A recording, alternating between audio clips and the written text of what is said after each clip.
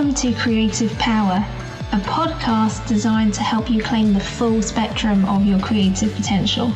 I'm Camilla Fellis-Arnold, and I'm passionate about discussing how we change the face of both the creative industries and how we interact with creativity itself, so that it nourishes our soul and helps us express ourselves with alignment, flow, and authenticity. Let's get started.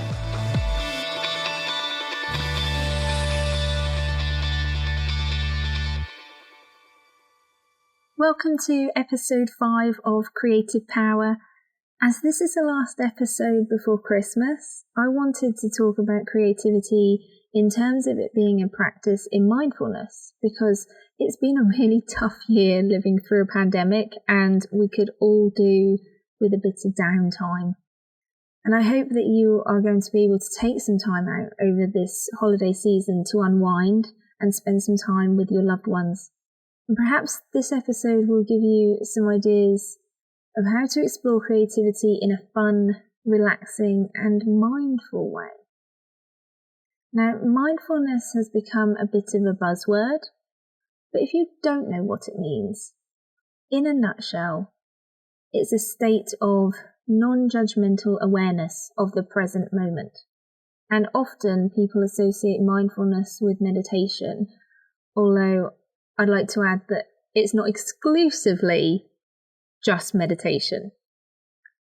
Studies have shown that mindfulness can support everything from emotional and behavior regulation. It can improve academic performance, social skills, and even reduce depression and anxiety. So as you can see, there's already quite a few reasons that mindfulness is a great practice, and definitely something that I think we could all benefit from right now with the stress of the ongoing pandemic. Practicing mindfulness can help break repetitive thought patterns, because it's the idea that you are always bringing yourself back to the present moment rather than letting your mind wander down potentially negative thought circles. I'd like to note that mind wandering isn't necessarily a negative thing. It's only detrimental when we allow ourselves to get stuck in those negative cycles. Purposeful mind wandering and creative aimlessness, on the other hand, are actually massively useful in the creative process, because they allow us to explore ideas, make new connections in our minds, and come up with exciting innovations. I know for myself that the more time and space I allow myself to let myself mull over projects in a gently directed way, the more it creates space for the ideas to flow. In fact, I've actually purposefully started cutting down on phone calls and stopped listening to as many audiobooks and podcasts while I'm out walking, in favour of just listening to some music or even walking in silence, in order to allow that space for mind wandering. And honestly, it has definitely improved my creativity and allowed me to come up with solutions. So it supported my creative thinking, my problem solving. It's not something that I do every day, but just adding a few days in the week, a few walks in the week where I don't have any audiobooks, I'm not doing any learning, I'm not talking to anyone, has supported me in improving my creativity and my creative flow. So you're probably wondering, how can you practice mindfulness with creativity? And it's a really good question, because creativity and well-being are often the first things that are affected by stress. So I thought it was really interesting to combine creative activities with a mindfulness practice, because it's not just about giving yourself time to let your mind wander, although that can be beneficial, as I explained. But what bringing creativity into a mindfulness practice does is that it gives you something to gently focus on, which allows you to disconnect from the continuous thought cycles. It puts you back in the present moment and allows some room for your unconscious to come forward. And this unconscious place is where the new connections, perspectives, creative thinking, and the original ideas come in. It can also give space for things like fears and blockages to surface, obstacles, and this increases your self-awareness so you can work through them. I experienced this myself in a really beautiful way earlier this year when I was on a collage workshop being run by Andrea Watts from Unglue You, and I'll link to her in the show notes. Collage is as you would think, the idea of going through magazines, cutting out images and sticking them on a board.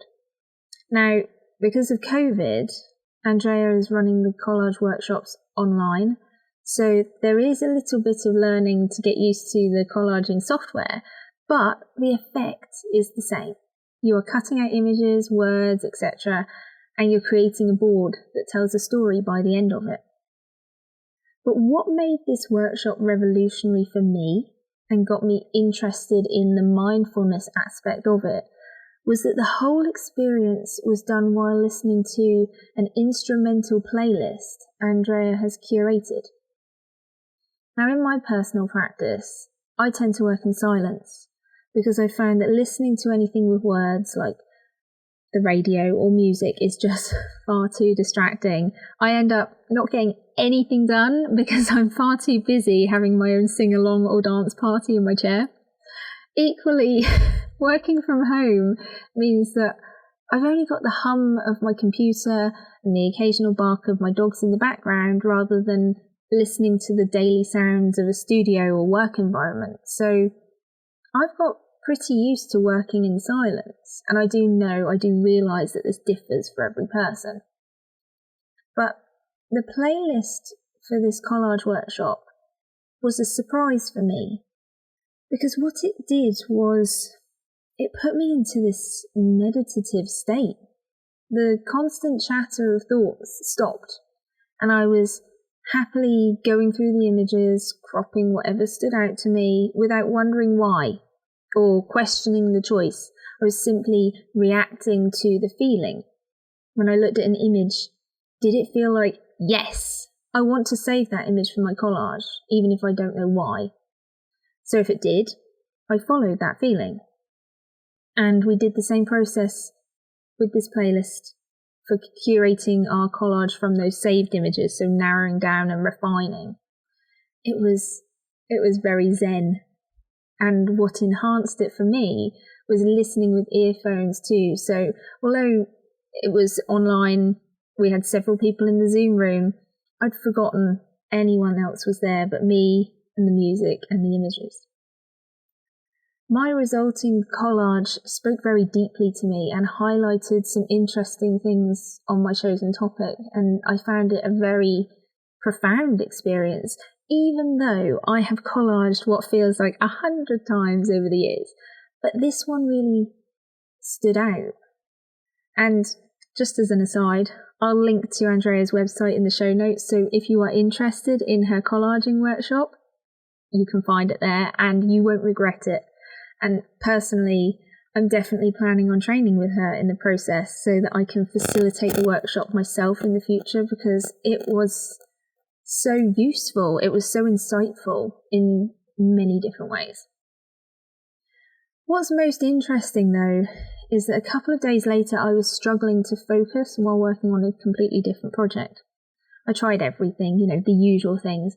Got up for a drink, got something to eat, did a few stretches, hugged my dogs, looked out of the window, tried a different project, but nothing. Still no focus. And music wasn't an option because I'd spend the afternoon singing along and definitely wouldn't have a chance of getting anything done. And then I remembered the playlist from the collage workshop. So I went and found the link and put it on. And amazingly, within a few minutes, I was back in flow. Completely got out of my way, got out of my head, back into focus, into the present moment. And the project that had been taking me hours to complete just the one page at that point, suddenly I went into fast forward mode.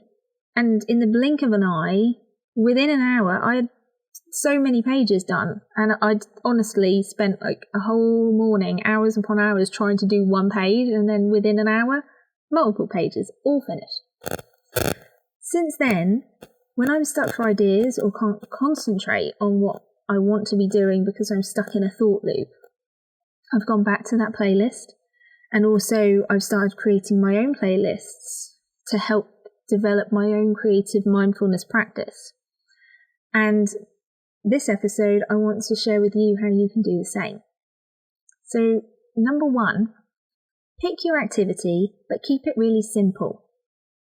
Pick something simple and fun to do. You can get your family, your children, your friends involved too if you want.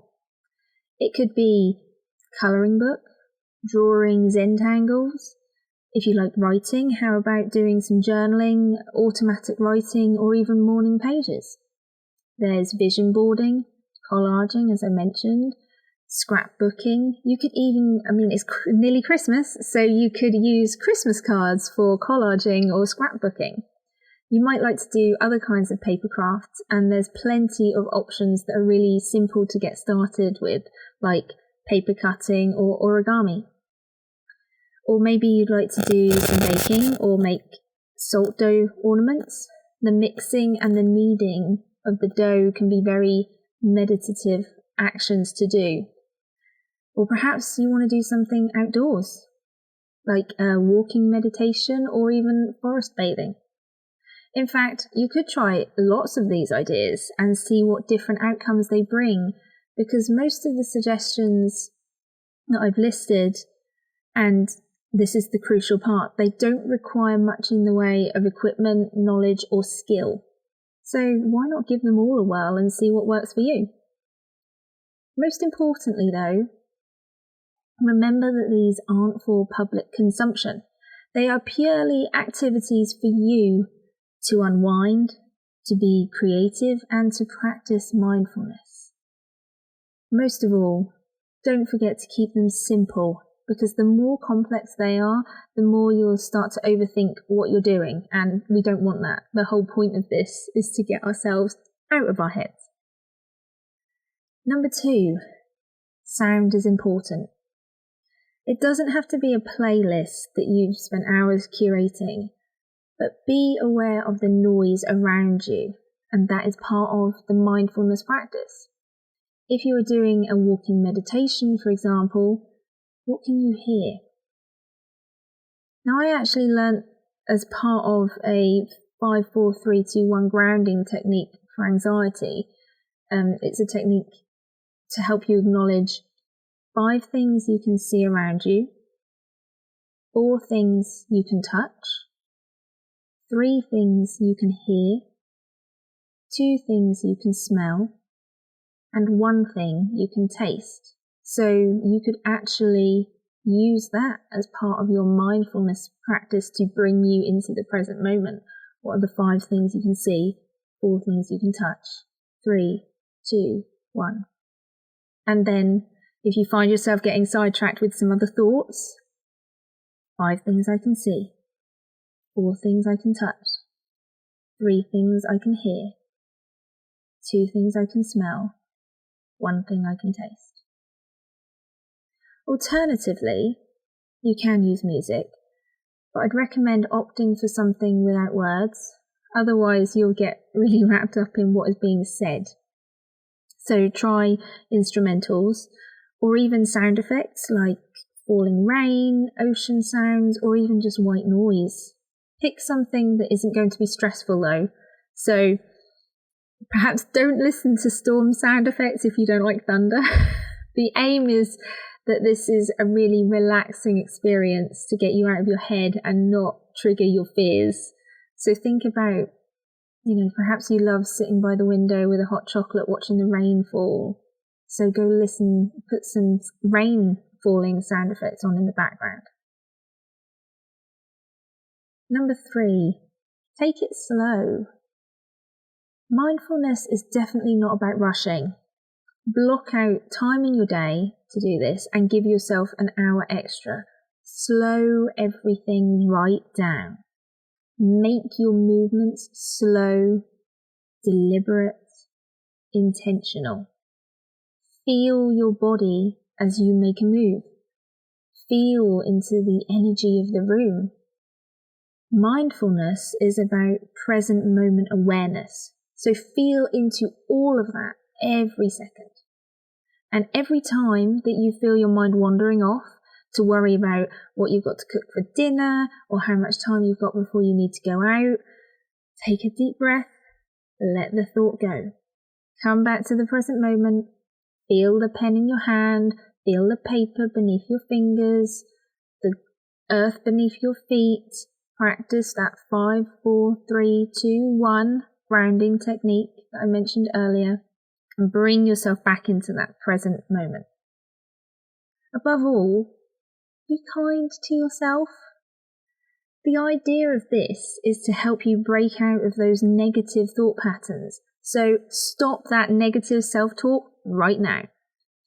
You don't have to colour perfectly inside the lines. Your giraffe can be pink with blue spots. No one needs to see it. This creative mindfulness is not about the end result being perfect or beautiful. It's about the journey, the process of creativity being mindful, being relaxing, being peaceful and enjoyable. Allow it to be so. Give yourself permission to simply be in that moment. And once you detach from the outcome, it allows for all sorts of new things to arise because you've made space in your mind for them. And I think that was the most important learning for me.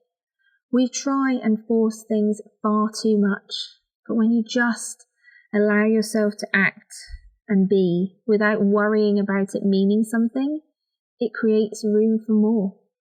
It gives you space to breathe and think in new ways. One last thing to remember, mindfulness is a practice. It's something that you cultivate.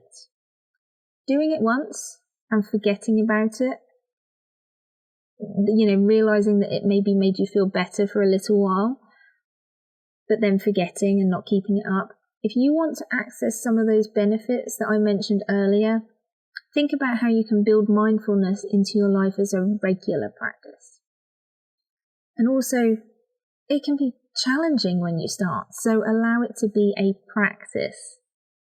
You don't have to be perfect at this from the get-go, but allowing yourself to try and actually start, that's the first step.